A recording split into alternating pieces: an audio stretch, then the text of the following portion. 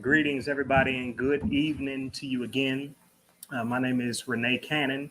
I'm the pastor of the Temple of Praise Seventh-day Adventist Church, and I'm here again with our CFO, Dr. Walter Simmons, who is also the Associate Dean of the Economic Department down at John Carroll University. And we've been tuning in, or rather logging into this space for these last couple of weeks, just working through some financial topics. And today is no different. We're going to be looking at the very important topic of credit. But before we get into this idea of what credit is and what it isn't, I just want to go ahead and bring to us a spiritual nugget for just a moment. I've got the text here on the screen. I'm looking at Proverbs chapter 22 and verse 1. There the Bible says this. It says, a good name is to be chosen rather than great riches, loving favor rather than silver and gold. I'll read it one more time. A good name is to be chosen rather than great riches, loving favor rather than silver and gold. Now, this word credit, when we think about it, in its truest essence, what it refers to is a person's trustworthiness or their character. And whenever potential creditors review your score, what they're truly seeking to ascertain is the amount of trust that should be assigned onto your name. This definition of credit, it intersects with our spiritual lives as well, because the idea of having a name that others can view as trustworthy is something that is of the utmost importance in the Bible. This is why Solomon once said, and we see it in the text below, he said that a good name is to be chosen rather than great riches, and favor is better than silver or gold. And the reason he said this is because he understood that a person's reputation, their character, or their credit could open doors for you that silver or gold could never. In fact, when we think about passing through the gates of heaven, most people understand that there is no price for admission. This means that there is no bouncer that you can slip an extra $50 to so that he can let you slip into the VIP section of heaven. But the only way you can get into the kingdom of heaven is through the blood of Jesus and a Christ-like character. On earth, on a much lower scale, this is how credit works as well. For it is through proving yourself to be trustworthy in the financial arena that you are granted access to the necessities that you might not otherwise be able to afford. Now, at this time, we've looked at the Word of God, we want to go ahead and receive Dr. Simmons so that he can lead us out now in this discussion of what credit is. Dr. Simmons, go ahead and take us away. Well, good afternoon or good night to everyone. And Pastor, here we are again. In the past 2 weeks, we talked about budgets. Last week, we talked about debt. And this week, we are talking about credit. And credit is tied into a debt, also. But this week, we want to focus on what we call credit and the credit score, because we know that, most of us, one way or the other, we need credit. And again, just to go back to the fundamentals, what we are talking about is that because our income is not sufficient to purchase the things that we need, then we get credit, and credit puts us into debt, right?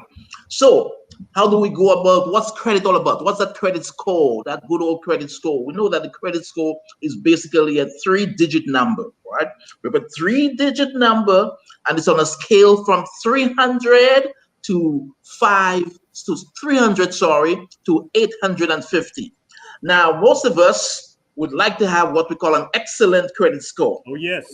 And Pastor, you see there, so you popped up there, an excellent credit score between 750 and 850. Now, you see the range goes from 300 to 850. You don't want to be in the red. You don't want to be in the very bad or bad. So you see anything below 650, it's not good. You're going to get by.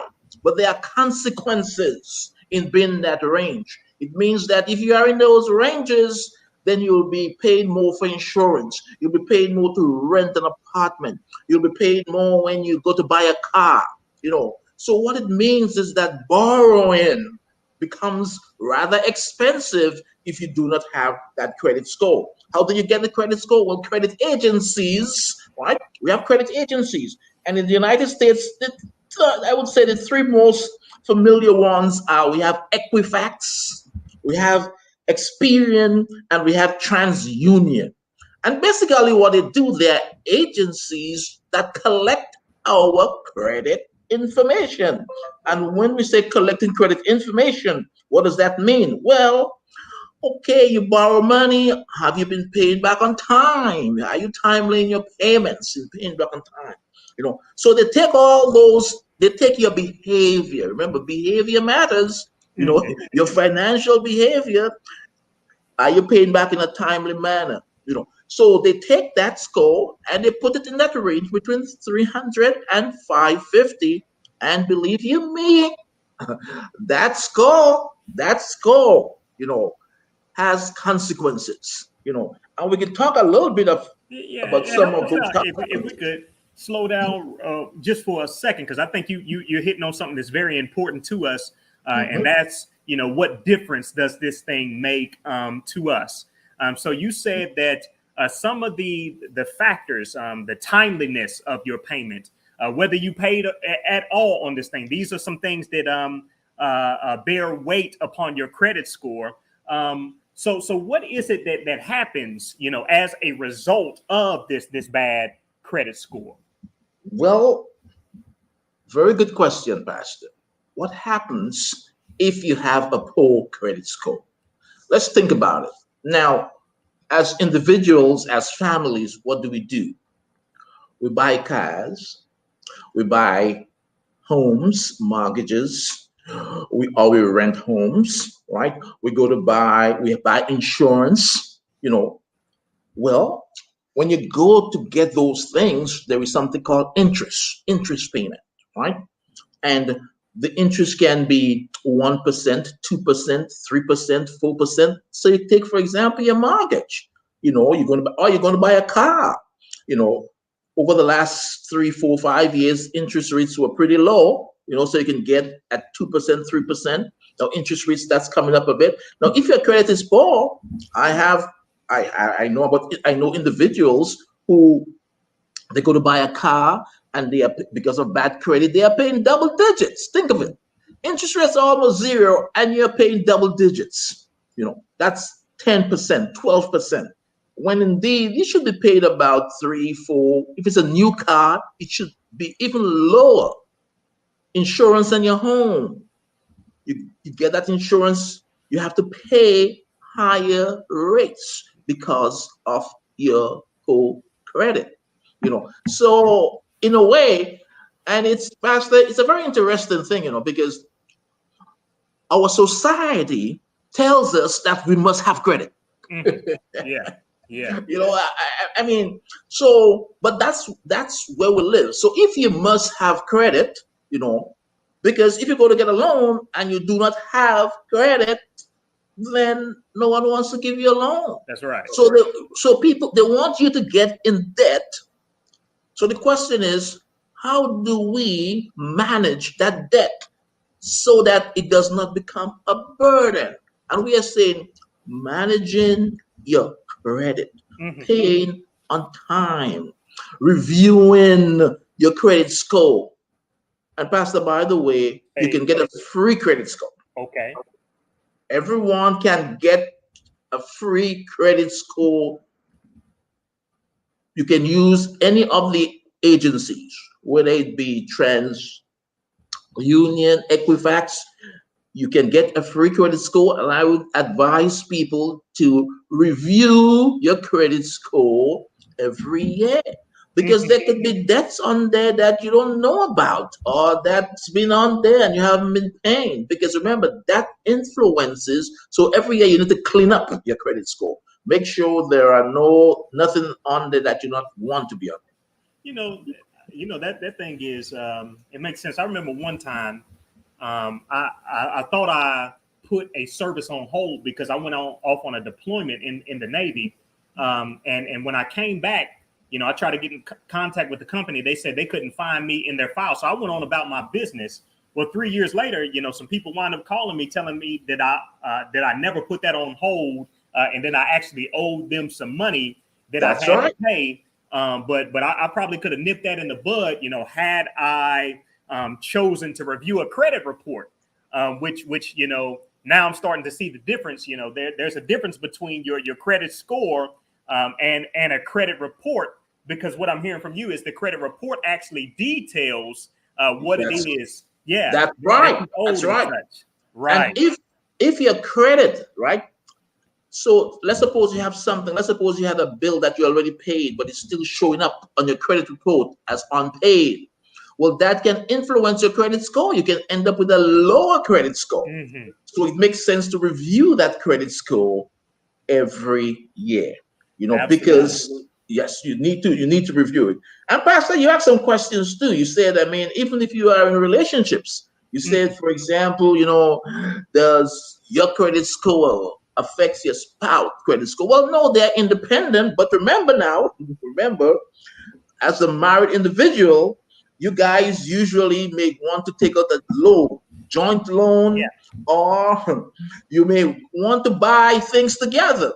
Well, if one spouse has bad credit, then you are basically going to drag down, Right. you know, you're going to drag down the overall, ability that you're going to have as a family to purchase things.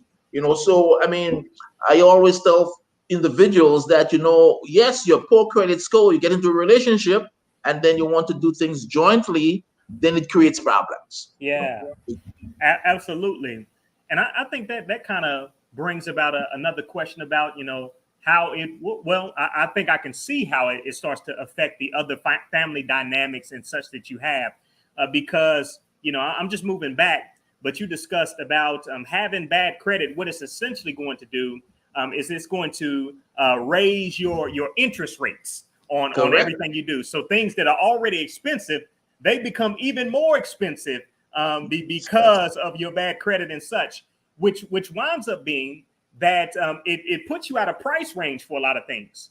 So for your family, for instance, if your interest rate is so much higher and it's raising the amount of payment that you need to make, you won't be able to drive the car that you think is best for your family. That's You may not right. be able to get the house that you think is most suitable because of those rates as well. So I'm starting to see that your credit, it doesn't just affect you, but it's going to affect your partner, your children and such, and the standard of your living. It sure does, Pastor. Especially if let's suppose you're in the market to buy a car. It's good to also shop around because sometimes different auto dealership tap into different credit bureaus. Although they may say, and so when you go, for example, you go to buy a car, you say, okay, where are you pulling my credit score from? Which of them? Because some credit agency may have a lower score or a higher score than you. It's also a good idea to explain. They may ask you, have you had experience paying a bill on a consistent level? So sometimes the credit score is the benchmark, but it's also good to explain when you're purchasing, to negotiate. Mhm. Sometimes you just can't leave it and say, well, okay, the auto dealership just look at my credit score. And I can say, no, well, look at my payment on my last car purchase. I didn't miss a payment. My credit score says this, but look at what I actually did Okay. over the last 3 years. You know, and they would look at that and say, oh, you've never missed your auto payment on your previous purchase. So although your credit score is not that great, maybe we can still adjust your rate from a 3.5 to a 3, or from a Mm. 3.5 to a 2.5, a 1 point different. So we have to be savvy too, because the credit score is just the benchmark. You Right. can also negotiate beyond the credit score. Yeah. Okay. That's I didn't or hadn't considered that. Usually when they just come out and say they ran your credit, I just take it for what it is. But I didn't know, that you can show them your personal credit tracking as well. I think that's a very good thing to look at. So in looking at this, for those individuals who are struggling, let's say we're in the bad range or we're not quite where we need to be. Are there any suggestions that you have for people about how to raise the level of your credit? Well, Pastor, always go back to, people, sometimes people refer to me as like a little budget hack, but I go back to that good old budget. Mm-hmm. You have to know how you are spending your money. Income comes in, right? Where is each dollar going? It all takes planning. So if you have bad credit, well, how are you going to fix it? Well, you have to get in there, call your creditors, you know, negotiate with them, start paying your bills on time. Remember, I talked about negotiating. Mm-hmm. Sometimes we just take things at face value. Unsecured credit, like there's secured credit. So you buy a home, right? Then it's secure. You have collateral for the home. Unsecured credit, like credit cards and so on, they're unsecured, secured. That's why the interest rates are. I don't know of any credit card that has an interest rate below 10%. I, I don't know. Most of them is 15% and up, and most of them are in the 20% range. So they are unsecured. So basically, you can walk away from it. Right. Now you're going to get to file bankruptcy and so on. So the point is, though, is that how do you get away from it? It's just a simple thing. You must pay your bills on You time. know, and that's everything kind of draws back to those very fundamental principles that you were talking about from the very beginning, and having a plan to make sure your money's going where it's supposed to be. When I first started to learn about credit, I had no idea about it all through high school. I didn't go to college after high school and such. I started to learn about it when I was already in the workforce and such, and starting pretty much, like everyone else with zero credit. And the thing that wound up helping me, was starting with that budget. And what I would do, at that time, they would have this thing, the overdraft protection and such, and they would give Yes, you a loan that went into it. It was like $500 and such. yes, And yes, yes. I would take that little loan. I would spend it, but I would budget it so that I would pay Correct. them back.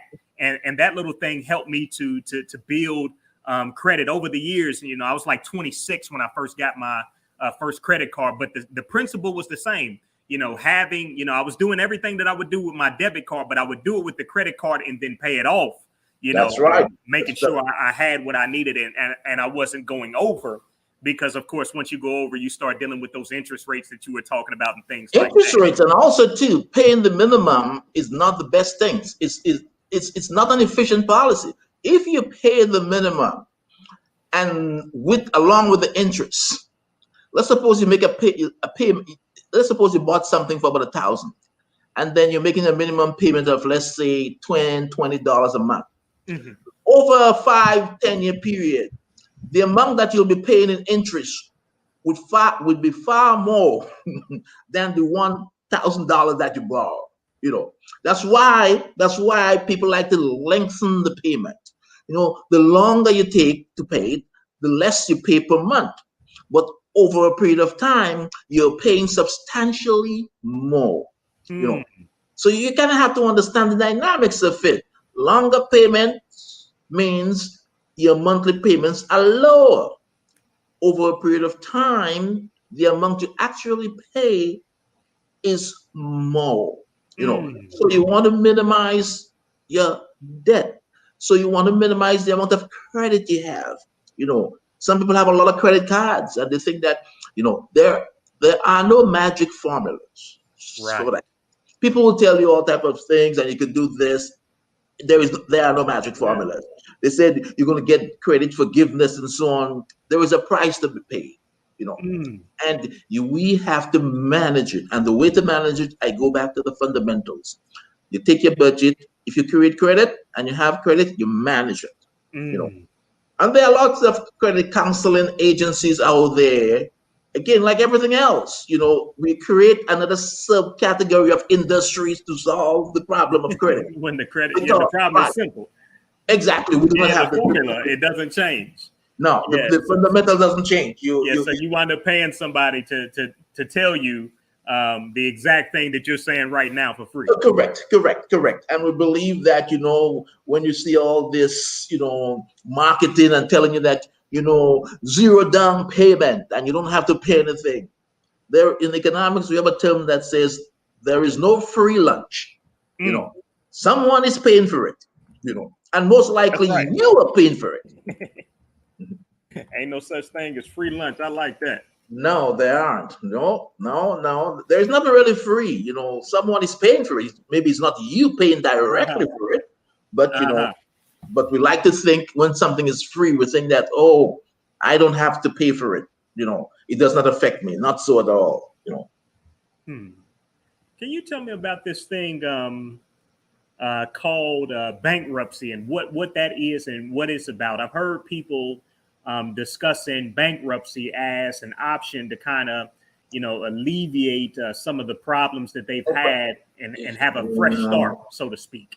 Well, Pastor, there is no first start. What it means is that, if you file bankruptcy, and most likely, let's stick with Chapter 7, based on the bankruptcy code. Basically, what it does is that it alleviates you from all your creditors. Mm. But what that means is that for the next 5, 7 years, you know, you can borrow, the status, your reputation is gone. But at that end of the period, so if you can live with that, Oh, but just having that on the record, is not a good thing. I think as a responsible Christian, I think, we should avoid bankruptcy as much as possible. If you owe people, you should pay them, you mm. know, and I know there are different circumstances, people, because, for example, some people unfortunately have medical bills Hmm. that they just can't pay, and they may have to file bankruptcy. So I'm not saying, it's the evil, but there may be cases where you have to because of medical situation. But I'm not talking about those situations. I'm talking about situations where we just consume things that we really didn't need, and we just Yeah. feel that just want to get, so we use it as a convenience. Right. Right. And that's what I'm talking about. And I don't think it's the way to go. But we have choices. Social stigma and so on is not much of a taboo anymore. So people are willing to live with that. So, but I think as Christians, we really should try to avoid, really, really try to avoid bankruptcy. And also, some experts out there like the Dave Ramses will tell you that, cut off those credit cards. And my thing is that manage your credit card. Right. And that's what I Yeah. say. I think that's more, realistic for most people and such, especially, when you don't have it like that, that credit card becomes a necessity. So it's not about getting rid of it, but it's about, spending properly, making, and to bring it back to our basis, that's a spiritual principle that we Correct. should be enacting, because what we do receive, it does come from God, and we have a responsibility to be faithful in our management of it. Definitely, Pastor. And I think we have also a spiritual responsibility to repay our debt. So, Mhm. you accumulate the debt. You just can't walk away from it. You know, because someone, gave you credit. You used it, so you should arrange to pay it back. Mm. You know, and I think that I don't think it's a good policy or it's a good principle, but I know Christians who do it, but I don't think so at all. You should repay your debt, or Right. at least negotiate some type of repayment plan, Mhm. and not just walk away from it. You know. Well, that's right. And that brings us about to time. Do you have any, parting words about credit or any other things that you would like us to hear that Well, we may Pastor, I not like what you know said. about? I think if you do not manage your credit, you become a slave to it. Because I'm telling you, it remains. So, for example, things such as our system is very. You can walk away from certain things. You could walk away from your home. You could, because the bank will just take it back. Hmm. You know, you can walk away from your car payments. They'll take back the car. You'll get a reputation. But there are certain loans, for example, like student loans. You can't walk away from it. It stays with you forever. Right.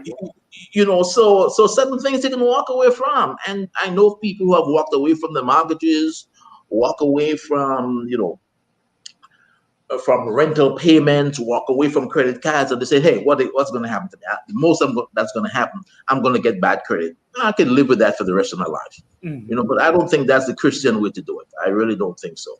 I think you are obligated to repay your debt.